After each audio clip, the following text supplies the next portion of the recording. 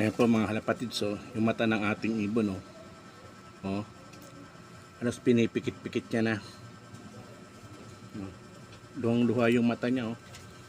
Nagluluha. Galing po siya sa karera kanina. Oh. Kaya gagawin natin ngayon yan. Masyado siya malikot. Alam po natin ang Duyan dilaw.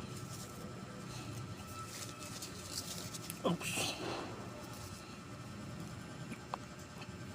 So, mga kalapatid, yung katas nitong duyan dilaw, yun ang ipapatak natin sa mata niya.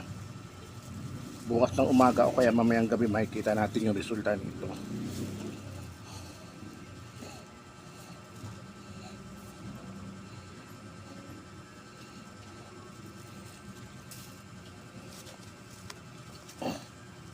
Masyadong malikot ang ating warrior. Yan na po, oh. Nilagyan na po natin siya ng duyan dilaw.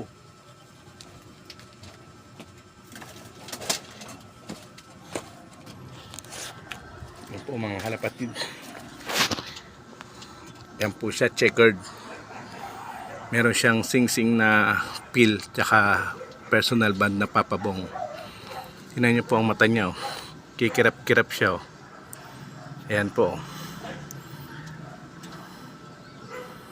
Ayan po, may pikit-pikit siya. Hintayin po natin na ayan, oh, nakapikit.